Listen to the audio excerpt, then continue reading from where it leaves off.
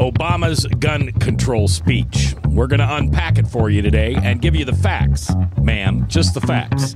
Will Rogers, Tom Coates, Army Brad in the house, live today on The View from a Pew. Let's get it started. Let's get it started in here. Let's get it started. Let's get it started in here. Let's get it started in here. Welcome to The View from a Pew, a conversation among Christians who are out to grow their faith by asking the simple questions, the tough questions, and the stuff you really wish your pastor would talk about. Come on now, let's reason together. It's your voice we want to hear. The phone lines are open, so join the conversation. Call 855-244-0077. That's 855-244-0077. Now, here's your host, J. Michael McCoy. Okay, how are you? 4 minutes after the hour, we've got a full show today for you. President Obama and Vice President Biden had a press conference earlier this morning and announced the president's 23 points that he wants to look at and have Congress discuss to change the gun control laws, the violence control laws here in the country. He's got some legislation that he wants Congress to take care of, and we're going to unpack that today with you. Will Rogers is in the house along with Tom Coates and Army Brad and Father Tattoo running the shoe. That's my new Dr. Seuss rhyme. Dr. Tattoo running the shoe. Now you just messed it up. You did good, and then you messed it right up right after that. How'd I mess it Could up? you just call me Dr. Tattoo? Oh, no, it's Father. Yeah. I got to just say one thing first, and I'm trying to find it in the speech here, and I didn't find it yet. But there was a point in which, at the beginning of Biden's speech today, that he said that we have to do whatever we can to protect the helpless children of America. Now, with 54 million abortions and counting, abortion's one of my hot buttons. I just find it so hypocritical. I mean, to the point where lives are being taken. That's beyond hypocritical. That's criminal. And someday I think that's what we're going to look at. We're going to see this as criminal. We're going to look at the genocide of unborn children, just like we looked at what Hitler did to the Jews. All right, and we're going to say that's just unacceptable what's happening there. But I don't know how someone says that they care for the lives of the innocent children and then support abortion rights. Mac, I got an email from one of your Confederates that has a show on here, Ed Fallon. Yes. I saw it on Sunday morning before I went to church, and it said something about, can we stop the senseless killing? And ever since I've gotten Fallon's emails going back to when he was on your old radio station before they booted him off there, I've just watched him. I've just monitored him. This one I couldn't resist, and I think I sent you a copy of what I sent to him. I said, Ed, were you talking about the murder of the 20 people in Connecticut, or were you talking about the 3,500 lives lost each day through the murder of abortion? I said, if you were concerned and referring to both, you're a rare liberal indeed. And did he answer you back? Oh, no. Really? He didn't answer you back? No, he didn't answer me back. Oh, okay. Well, anyway, we're not talking about abortion today, and for those of you who are listening... I agree with you, Mac. I think the two should be linked. We have fewer murders in this country today than we had 10 years ago, and yet we seem to have just as many abortions. And there was an article in the paper, before we get off this subject of abortion, article in the paper today saying that we have the lowest number of available kids for adoption now that we've had in many years. Since Russia shut us off on an unrelated thing. They were the third largest country that we were getting kids in for adoption. And you think about all the children. These people are just begging for a child, can't have a child, really desire a child to bring up and to rear and to mentor, and to think of the 3,500 odd murders that go on every day in abortion clinics. Better than a third of them in Planned Parenthood, which came in with, what was it, $500 million in our tax dollar subsidies this last year.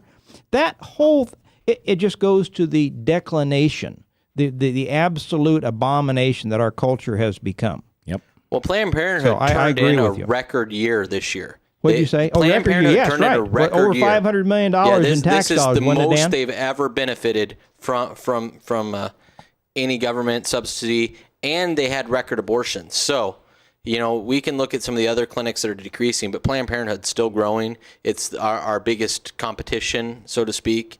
And, I don't know that we can look at that and go, oh, that's going down at all in any shape of the word. Yeah, it's not. And I'm learning to not get so hot and bothered by the politics of this 21st century, because it seems like we've lost common sense. Yeah. It seems like this is a game being played by the politicians, and we really have to exclude ourselves. But right now, they're talking about gun control, which is something that's covered in the Constitution. And yet the liberals will tell you that they are pro-choice, but yet they want to choose what kind of gun you're able to have and what type of weapon and magazine you're able to be with. That's the wrong choice, though, Mac.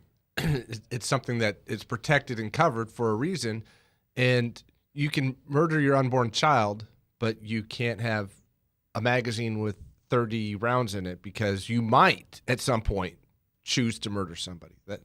I'm with you guys in the insanity of it. Yeah, there's no common sense. There's no reasoning behind it. Most of what we're doing. I think you're why even try to look for reason in that? I mean, it's certainly madness. And I mean, it's upsetting on 54 million children murdered, 30 children murdered. I know that those numbers are staggering. I mean, there's a difference there. But it's still 30 children that were murdered. And that's unacceptable as well. Yeah.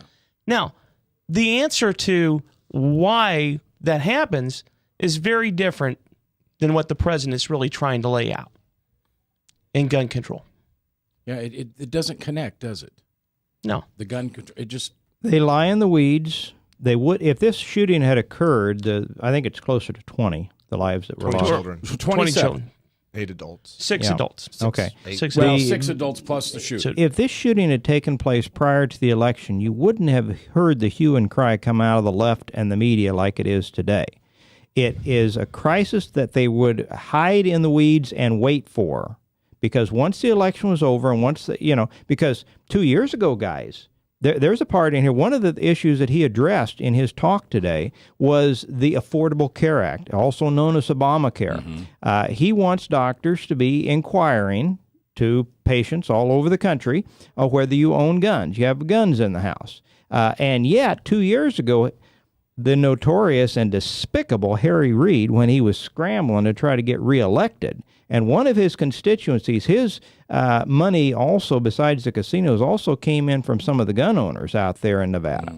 He put in a codicil in that Obamacare that prohibited doctors from asking anything about the ownership of guns. It's in the Obamacare Act, and yet Obama says today it's not in there. And he denied. Man is a pathological liar. He denies it was in there, and yet Harry Reid himself put it in. Now, Harry Reid's elected. He doesn't have to worry about re-election for 6 years. He's evolving on his issue. Evolving. That sounds like familiar language, doesn't it, guys? Yeah, because Obama evolved on the gay marriage issue. Yes. Romney flip-flops, but Obama evolves. I don't know. It just seems like I just want to slap him. Like you would a little child, just on the butt, and just say, now, that's a lie. That's a lie. Why do you tell us that when you know it's a lie? Well, he says it with such sincerity and conviction, and he uses these kids. He brought in kids as props. Yes. Somebody referred to them as human shields, but they're props back there to try to evoke the emotion, because that's what he's got going for him. And he lies right into the camera so convincingly and with such dripping emotion. We've got to do this for the children. I mean, and my goodness, who can go against doing it for the good of the children, right? Absolutely. It's the hideout of the scoundrel. They always say we got to do this for the good of the kids.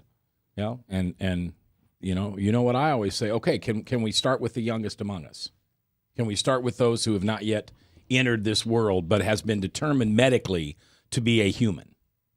Just anyway. Well, and we go back to Desmond Adams in here. I could not get him to answer where life begins. Where does that life begin where it actually is protected, as the Constitution would do so, for everybody to have life and liberty and the pursuit of happiness? Where does that life begin? And I guess for the liberals, it doesn't even end in some cases where they come out of the mother. Well, you remember Obama, the way he voted in he the voted state of multiple Illinois. times for after the baby is born, the doctor, a botched late-term abortion, go ahead and snuff it out. I mean, the choice that you mentioned, and they want to refer to people like us that are pro-life as anti-choice. I get a real, again, you're right. Brad, if the choice is on the wrong side, then that's the issue. It's not really they want to give them, because there's nobody in around that is willing to take your rights away faster than big government liberals, the statists, that want to build a government that is so powerful to take away all of your rights, ostensibly to give you everything you could possibly desire. This big Santa Claus in Washington, D.C., named Barack Obama, it's got to take all your rights and all your money away to get that done. But for them to do that, they have to, at some point, when they push it to a level, they have to have us disarmed, because it's always been and that's part of the reason why the United States is so distinct, is that at some point, if they push too far, you have the ability, because you have an armed populace, to actually do what happened 200 years ago against Great Britain. So. And it's happened many other countries in between, hasn't it? When Nazi Germany, the Soviet Union. I mean, governments rise up. They do move to take the guns away from their citizens because they do not want opposition. Well, and I tell you what, you want to, and I know this from personal experience, you want to get a pro-choice female mad at you, tell her to choose to keep her legs closed. Well, seriously, tell her to choose birth control. Tell her to choose responsible sexual interactions. And these women will just flip out on you. Yeah, I'm sure. I would want to be protected by a suit of armor or something if I were close to some gal and tell them that. Yeah. The list of choices on both sides are enormous. From the actual abortion, choose to put the child up for adoption. That, to me, is something that hits very close to home, because I was adopted, and I realized that if the law of the land when I was born was the same as it was today, I probably would not have survived. Yeah, well, you know my story. The same thing. I found my biological mother, and she said if Roe versus Wade had been the law in 58 when I was conceived rather than 73, she would have had an abortion. So, right. Will, do you think in our lifetime we're going to see abortions illegal? That's a great question. The answer is no. Yeah, the answer is no, isn't it? It's disappointing to say that, but I'm not convinced that we'll ever see enough bravery of our members of Congress and a president that's willing to take the necessary action to stop abortion. But when we stand before our Creator, if you're a woman that chose to have an abortion, and if you're the man that supported that decision, because I believe this is a 50-50 deal. The woman is not more responsible than the man. Okay, but in this question they are, Mac, because when has there ever been an opportunity for the man, because it took two people to conceive this child, been given even a voice in the discussion? I understand. The man does not have a voice in the discussion. But I'm just trying, for those female listeners, I don't want them to think that for the man who took his girlfriend or wife or whoever to the abortion clinic and paid for the abortion, I think God's going to hold those two people pretty evenly. Your Creator's going to stand before you and say, you murdered one of my children. Yeah. And what are you going to say to the Creator? No, I wasn't a person yet. I'd like to see God's reaction to that. It wasn't a person yet. Really? All right. When we come back, the president, the plan on guns. There are 4 increasingly specific points that he made today, and we'll talk about those. Will Rogers is my guest. Tom Coates, Army Brad, Father Tattoo, and I'm J. Michael McCoy. Thanks for listening to The View from a Pew on KTIA, Iowa. Leach, owner and general manager of Service Legends. I brought along a couple of the home comfort heroes. Hi, I'm Tammy Wells. I am Nick Wondershot. I am administrative manager I am the senior technician from Service Legends. It seems like every good thing, when you feel it to the bone that it's good, there's a lot of hard work put behind it. I don't think that you can fake it and have it turn out good. You know, if we seem like, okay, that's just weird, it's just a furnace, why would you believe so deeply in a furnace? It's not just that, you know, we want to show the world that you can have good service. Yeah, I mean, it's got to be, it's your home. You know, it's built into our daily trainings, it's built into our culture, that we're going to do whatever it takes to have each client say they love us, period. That's why we spend all the hours in the training that we do. And if we guarantee it's going to be a good experience for you, or else it's free, what type of work do you think we're going to do? There is a guarantee. Temperature selection guarantee, fixed right or it's free guarantee, comfort guarantee, best value guarantee. All of these guarantees hold us accountable to ensuring that we exceed your expectations. And if for whatever reason we'd fail and we can't make it right, we guarantee all of those guarantees with a 100% money back guarantee. I mean, if you don't think that your technician can fix it right, are you going to say that to a client? No. You don't have to worry about having a technician come to your house. We drug test, background check all of our team members. We put safe people in your home. Each and every one of our service techs, 400 hours a year in training. You tell it the minute they walk in the door. They know what they're doing, they've done their homework, and they actually truly care about what you want. Because at the end of the day, you're the person that makes sure I have a job. They're going to be listening. They're going to want to know what your challenges are. Then they're going to come and give you options, and you get to choose. If I'm there to help and I make it easy and painless, I did my job right that day.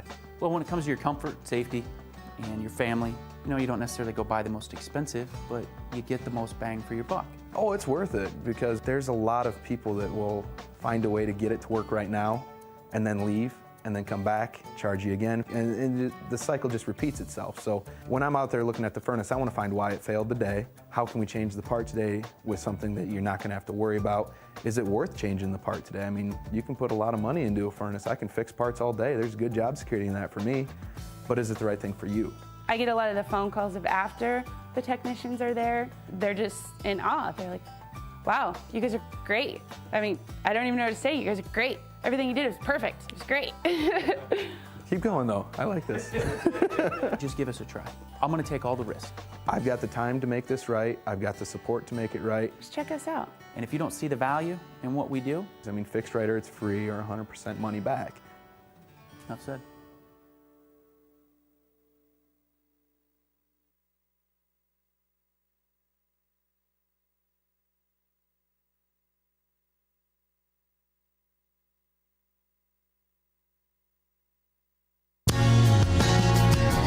We've got questions. You've got the answer. Join the conversation.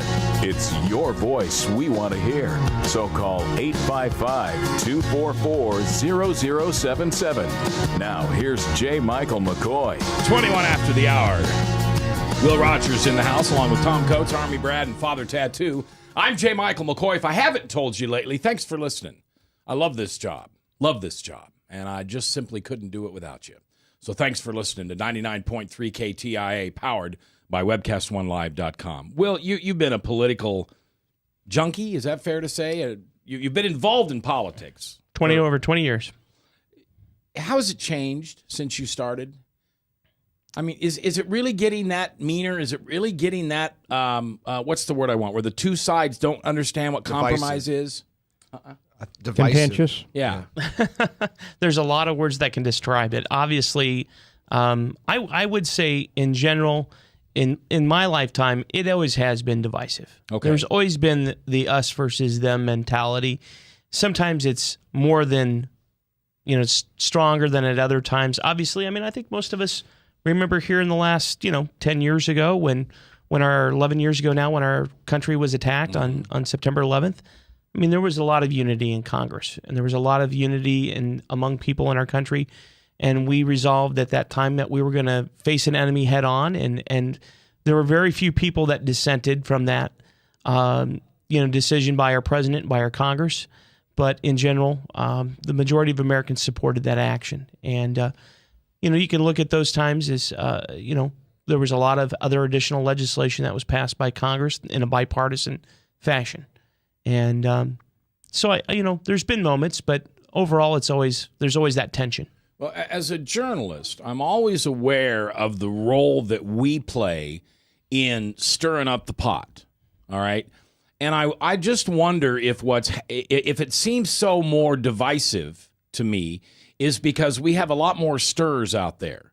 You know, the Chris Matthews of the world, the CNN versus Fox, the people who are so blatantly one way or the other.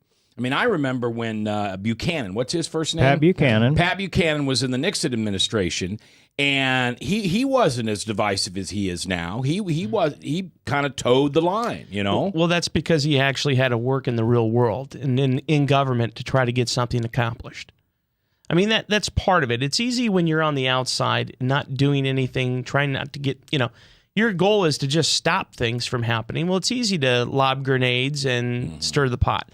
When you're actually at the State House or in Congress and you actually want to pass meaningful legislation, then you have to reach across the aisle and work with other people. Well, but we don't see that kind of attitude coming from this administration. I'm not going to disagree with that. I think this is one of the most divisive presidential administrations that I've experienced or read about. Well, the one thing that I found interesting was when we were right at the edge of the cliff, it wasn't Harry Reid that went to Congress and tried to work something out.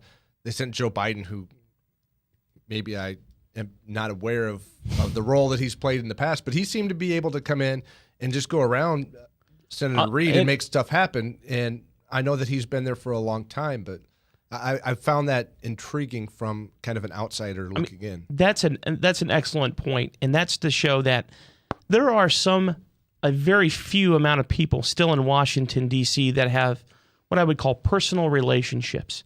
And it was Senator Biden and Senator McConnell that sat down and basically McConnell went to the vice president and said, I've got to have you to get something done or this country will fall off the precipice. And it was at that time that Joe Biden, he understood the situation we were in. He's been around a long time. I mean, whether you like Joe Biden, he's a gaffe machine. There's a lot of things that we can talk about him, but he also is a statesman, and he understood the importance of getting something done at the time. Now, was it what we needed? Was it even something we wanted? But it was something better than nothing. I know, but I'm not sure. What a horrible thing to say about our country. Is that we didn't do what we needed, we didn't do what we wanted, we didn't do the right thing, but by golly, at least we did something. Well, I was cheering nothing actually in that scenario. And there's a great argument for that. I'm surprised. I came on your show a few weeks ago and said there would be nothing done. Mm-hmm. I figured we would go off the cliff, and quite honestly, it might have been the best thing to have happened. Yeah. But at the same time, it showed that there is at least a few people that are willing to reach across party lines. But that was based upon two individuals having a 20-plus year personal friendship. Yeah. Well, what's referred to now as the low-information voter, when Obama says something, they assume it's truthful. When Obama says, I want a balanced approach, I want to cut back on spending, and yet he proposes absolutely no spending cuts. In this latest bill, guys, the one that we're talking about, this gun bill, there's another $4.5 billion in new spending on this gun bill. Did you know that? Mm-hmm.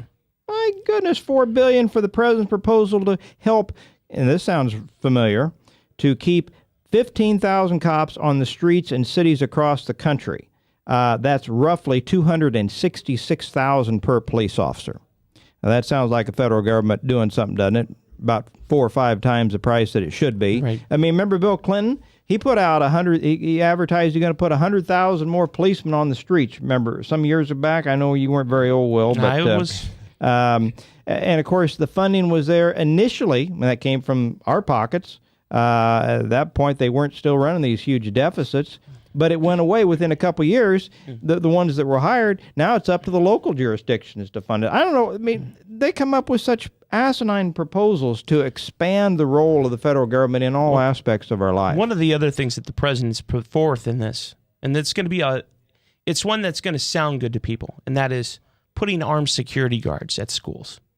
Why not go to our schools and having an armed security guard sit in that front of the class or front of the school, that will screen people as they come in and out of the facility, making sure that they don't let some crazy madman in there with 15 or 20 guns. That's going to sound reasonable to a lot of people. And that's, again, going to cost more money as well. Right. And then it's going to be just like, well, I would say TSA is another fine example. There you go. Did it really make us that much safer? No. What did somebody call it the other day? An emotional feel good or something? Yes. When you take off your shoes, when you're going through the TSA lines, it's supposed to make you feel safer because you're doing something, they're doing something. And it makes me feel like a schmuck. And it, you know, I tell you what, I think this breaks down on the gender line, guys. I get angry with that. I saw this movie the other day with Billy Crystal. You know, he was giving the TSA guy a hard time. You know, he said, "What do you find down there, sailor?" You know, I turn my head and cough, and you know, he's getting patted down by the TSA. It makes me angry to have to go through some of that because it could easily be done else, you know, otherwise and without near the expense and the hassle.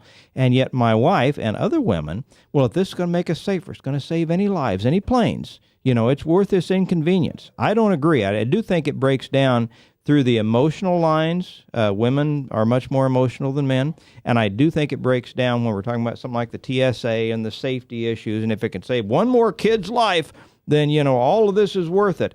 Again, to me, this comes out of the mouth of a real scoundrel. And what he says when he says, "Oh, I'm for a balanced approach, cutting back," there's no spending cuts in any of his proposals. Absolutely none. He only wants to grow government and tax. The only thing he's willing to cut, guys, and that comes with the military. Yeah. And that's like every other liberal president we've had in my lifetime. Eventually they get around to gutting the military. Carter did it. Yep. Clinton did it. Obama's now getting ready to do it. Yep. All right. Let's look at 4 of the main points of the White House. What do you want to call it? The president's plan to protect our children and our communities by reducing gun violence. That's what it's officially called. Gun violence. That's the key. 1, closing background check loopholes to keep guns out of dangerous hands.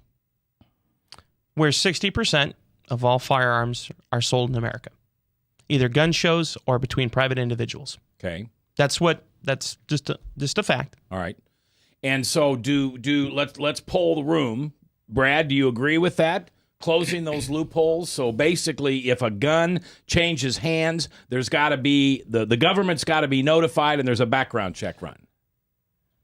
My answer in advance, the more I think about it, and I think of all the gun violence that we have had, if this was in place at the time, would it have saved any lives? And my answers are continually for probably every one of these is no. That has very little to do with the gun and has everything to do with the people that are abusing laws that are already in place. So anything additional, well, I don't have a problem with doing a background check, but I don't think spending another penny on it is going to help us in any way. So my answer is no. Tom? Well, I don't think it's properly enforceable anyway. You're just going to make criminals out of a great many gun owners in this country who, you know, end up selling an old gun to nephew Jerry, but the additional ramping up of a federal bureaucracy to try to control people's lives, and that's what this group wants to do. They want to control the lives. They ultimately would want to take away guns so that they don't have armed opposition when they step over some lines. But it is a matter of the growing of the federal government. Every real liberal in this country is enamored with the idea of an increasingly large federal bureaucracy that controls ever more aspects of our lives, and this is just a significant ramp up here, and it's in violation. Here's what Marco Rubio, who I really like Marco Rubio, and I'm hoping at some point we can get him to run for president. At this point, I would say he'd be a top contender. He said, quote, "Making matters worse is that President Obama is again abusing his power by imposing his policies via executive fiat instead of allowing for them to be debated in Congress. President Obama's frustration with our republic and the way it works doesn't give him a license to ignore the Constitution." I think those are great words, and I think that sentiment should resound among conservatives all over this country. It's the first. It's the first step in a national gun registration database. Okay. First of all they get to know who everybody that owns guns, and then they can come and take them away from you. That's really what it is. It's Tom hit it on the head. Tom hit it on the head. You're going to have people that are going to have a casual sale of a firearm between friends or family members, and you're going to go to a gun dealer and pay $25 to have them do that. That's just not going to be feasible. Well, what was the last time a major country did that? Go around door to door and actually take the guns away Australia from in the last decade, basically, and Great Britain. And the crime rate, as I've seen in Great Britain, vicious crimes, crimes of violence have dramatically escalated once they got the guns out of the hands of their citizenry. So just the opposite. They want to make things safer. They actually make them much more dangerous. The most dangerous cities in our country, guys, like Chicago and others, have the strictest gun control laws, and they're the most dangerous. They had more murders in Chicago than they had Afghanistan last year. Now, see, why doesn't that... Now, see, that's the common sense part. If you have a city that has stringent gun laws and yet the violence is higher in that city than most cities, that would tell me that those stringent gun laws don't work. But yet, okay. Well, that's just the first point. We've got three more that the president brought up today in the plan to protect our children and our communities by reducing gun violence. And we'll talk about that when we come back. Tom Coates, Army Brad, Will Rogers. I'm Mac, and we thank you for listening to 99.3 KTIA Iowa, powered by WebcastOneLive.com.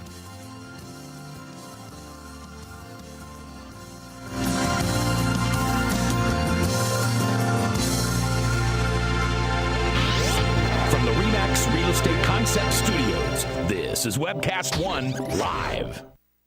The point is, we are free now to do what we could never do before, and that is love and obey Christ and answer to Him, our Savior, rather than answer to someone else on this earth who sets Him up as your authority. You and I answer to Christ. And because of Jesus Christ, the gospel was preached, and you and I are blessed today because of Abraham. Did you know that? We're blessed. Experience Truth, 99.3 FM.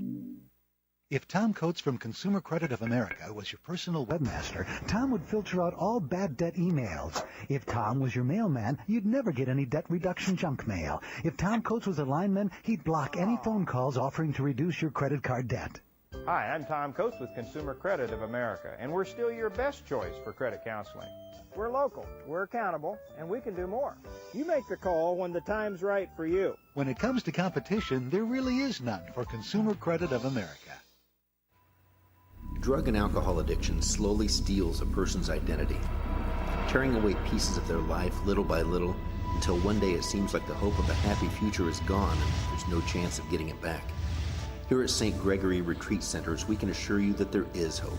Our unique approach to recovery begins with the understanding that the dysfunction and damage caused by addiction can be overcome, not just dealt with. Don't let another day go by. Call St. Gregory today. Drink, dance, party. Kitty's is the ultimate dance club in Des Moines. A huge dance floor with room to move, 3 bars to keep your drinks full, and kickin' DJs playing all your favorite dance music. At Kitty's, we've always got your birthday party planned with Birthday Fridays. That's right, when your birthday rolls around, there's only one place to go. Gather up your friends and head to Kitty's, where you drink free on the Friday of your birthday week. Find out more about Birthday Fridays at kittiesusa.com. Kitty's, all kinds of people, all kinds of music, all kinds of fun. If you choose to obey the power of sin, it leads to death. If you choose to obey obedience, it leads to righteousness. Forgiveness is just the beginning of life in Christ. God wants us to live for Him now. And because of Jesus Christ, the gospel was preached, and you and I are blessed today because of Abraham. Did you know that? We're blessed. Experience Truth, 99.3 FM. From the RE/MAX Real Estate Concept Studios, this is Webcast One Live.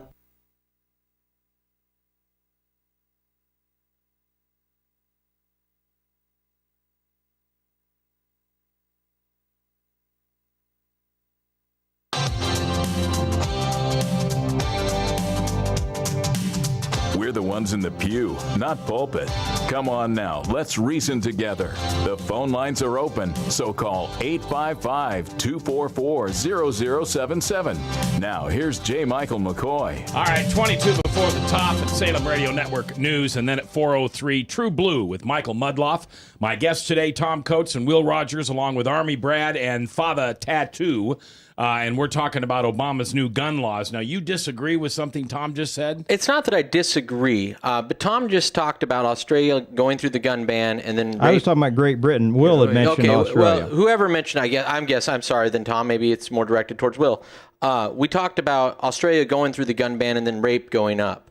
And I don't know that those two are tied together. Now, I would say that pornography in the last 10 years has spread like wildfire. And I think that probably is more at the root than the lack of guns. However, I would agree that violent crime in general is much more plausible in a society that's gunless. That was one of the categories that I remember reading about that went up after the new laws went into place. In firearms, I think it was about 600,000 firearms were voluntarily given up,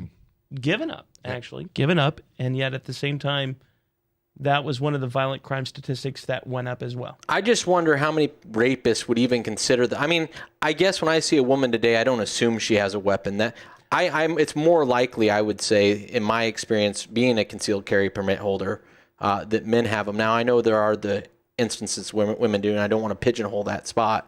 But to me, I don't think it's, I think that's tied to something else. But I think violent crime in general goes up. Yeah, Dan, we were just talking, and Brad was going to give a statistic of a Georgia town and then a recent incident with a Georgia mother hiding in a closet where an armed and dangerous person was in the house. Go ahead, Brad. Well, Kennesaw, Georgia has truly the strictest gun law where every male head of a household is required by law to have a firearm. And if you look at the percentage of violent crimes in Kennesaw, Georgia, compared to the places where they have the strictest unarmed laws, where people can't have guns, Kennesaw, Georgia is where you want to live if you want your family to be safe. You don't want to be living in Connecticut. You don't want to be living in Washington, D.C., New York City, Chicago, all the places where gun violence is rampant. So if they're going to use a model of where it's working, then let's pass laws, President Obama, where every head of a household is required by law to be armed and be able to defend yourself and your family. Which is the idea of the Second Amendment. That was an armed militia, and you were required to have your arms to be proficient and to be able to answer the call on short notice. I mean, that was what some of the founding of this country was based on, and we are trying hard in many, many ways. Mac, you mentioned some earlier, but this gun control thing, these people, just like old Rahm Emanuel said, never let a crisis go to waste. Mm-hmm. They're waiting for the crisis, and they're making the most of it, and their minions in the media are whooping it up, and they're getting as many people as they can behind them. It's still a minority, and they intend to make some moves here. What's the help me understand the mindset of a liberal who wants fewer guns out there? Where does that? What's that? Why do they want fewer guns? Because they can't say people will be safer. We know that's not true. The truth says statistically, when you have like a Chicago or a Washington D.C. where guns aren't allowed, your crime rate is higher. I'll give you an example. One of the things that, the numbers that we say is there's probably around 300 million firearms in America right now. One for every person. One for every person. And obviously, not every person owns a firearm. But the idea is that even if you've stopped the manufacturing and importation and you banned weapons today and had voluntary buyback programs and then went out and actually started going to individual citizenry that you knew to have firearms and asking them either to surrender their guns or be fined or jailed, they say that it would take somewhere around 100 to 120 years for those firearms to be completely gone or broken, non-functioning, because there wouldn't be parts to replace them with.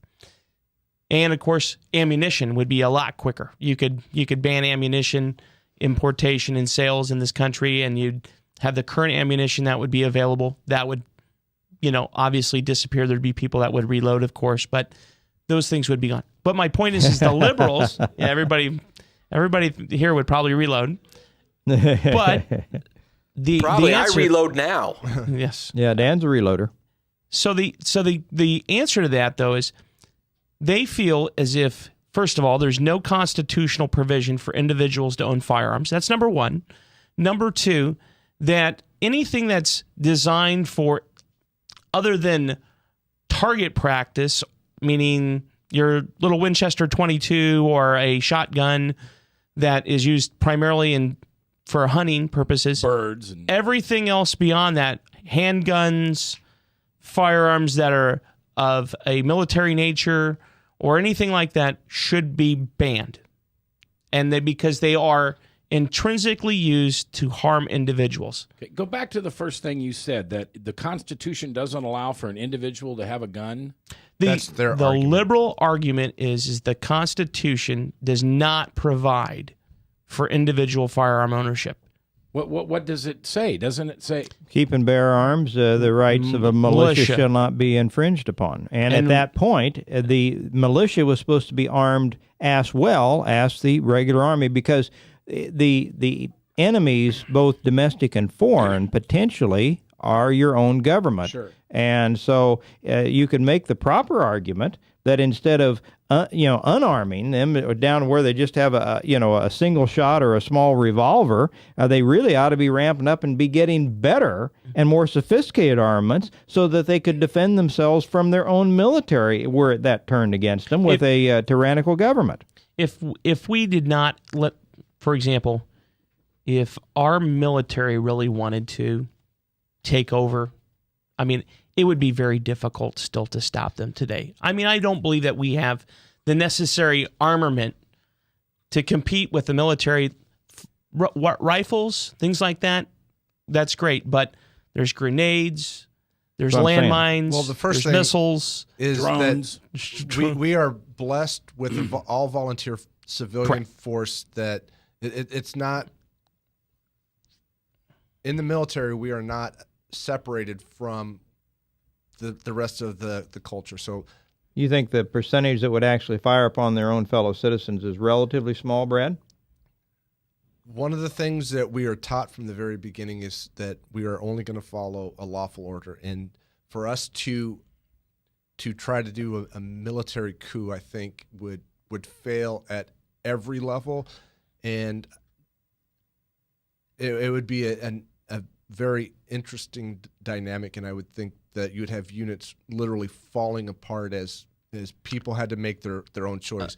But the one thing is that the soldier at every level, every elected official takes an oath to defend the Constitution, not the president, not the Congress. They take an oath to defend the Constitution against all enemies, foreign and domestic. And when they take that oath, it is broken down so people understand it. But I just wanted to try to delineate just a little bit between the idea that the initial days of if our military intact was to turn on the American people, initially it would be very bad because they would be very successful, but it would quickly degrade to the point that the tanks would not be able to be refueled. And thank God that we live in the United States and something like that That's I don't right. see could ever happen. I don't either. And my point with that is just to show that I don't believe that there's this. You and your AR-15 are not going to stand up to the United States Army. But at the same time, that's not my argument for owning that weapon. And it's simply this. Our Constitution provides for individual firearm ownership. And it doesn't say high-capacity magazines excluded or weapons of a certain caliber excluded or weapons of a certain nature excluded. It says the right to keep and bear arms. Because in truth, I'm probably not letting anybody that knows me in on any secrets that are not known. I do have firearms, and the most dangerous one is my muzzle loader as far as if you're going to try to stop somebody. So. All right, we'll take our last break. We'll come back. We'll go through the last 3 points of President Obama's new Gun Control Act. Ooh, scary. Scary. Squirrel! Next, live on 99.3. Mac, do we want to touch on the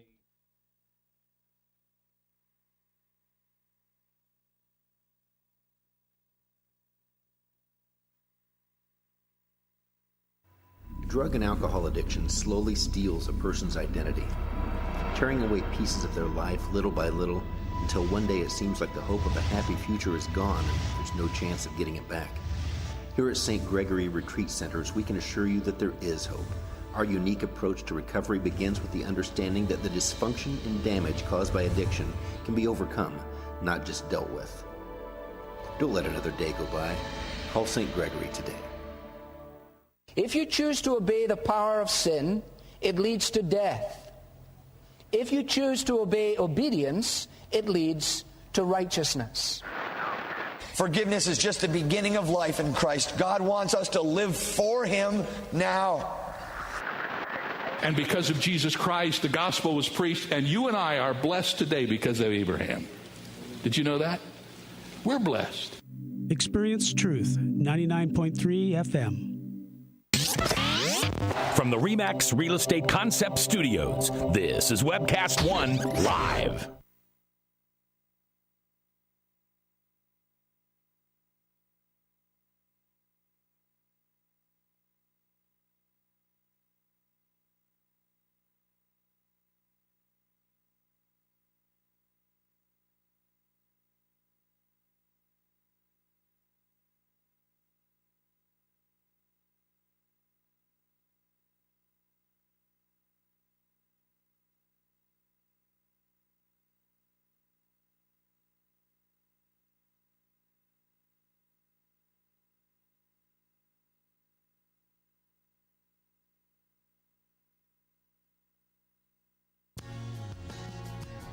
We've got questions.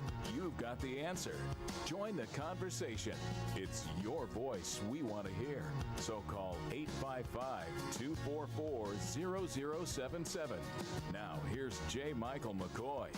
All right, we're back. 10 before the top. Salem Radio Network News at 4 o'clock, and then True Blue starring Pastor Michael Mudloff at 4:03. Here's the other 3 points. Now, there's 23 points in Obama's plan that he's sending to Congress, but there are 4 main ones. One is closing background check loopholes to keep guns out of dangerous hands, and I love what you say. That's really more of a way for the government to know who's got guns. All right. Second, banning military-style assault weapons and high-capacity magazines and taking other common sense, I just love this, common sense steps to reduce gun violence. What does that mean? Common sense steps. What does assault weapon mean? Any weapon can be used as defense or as for an assault. What does that even mean? Yeah, you're right. It's a misnomer, isn't it? Yeah. They like that because it creates something in a person's mind. Oh, an assault weapon. Well, okay, it has black plastic on it instead of wood grain. Okay, it's more dangerous. You know, a 2.23 rifle with black plastic on it is much more dangerous than a 2.23 weapon with my Ruger 308 begs to differ. Exactly. The third one, and again, I love this wishy-washy talk, making schools safer. Now, this is coming from the President of the United States, the most powerful man in the free world. He says the third most important thing he wants to do is make schools safer. Yeah, and didn't Connecticut have a ban on guns within 1,000 feet of this? That did a lot of good, didn't it? We're going to put up another sign that says not only drug-free zone, but gun-free zone. That did a lot of good. We did something. We made it so that it wouldn't happen.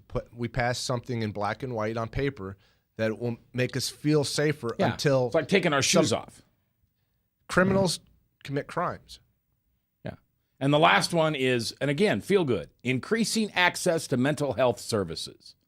The crazy people don't go to where the mental health services are. They put them back out on the streets. You can't institutionalize most of these people against their will anyway. I mean, since the ACLU filed that suit back many years ago, we used to institutionalize people that were dangerous to themselves and others, but you can't do it anymore. That's why we've got so many homeless. Isn't Branstad under some pressure right now because he let somebody out of prison that turned around and committed a violent crime this last weekend? I thought I heard something on that. I didn't hear that.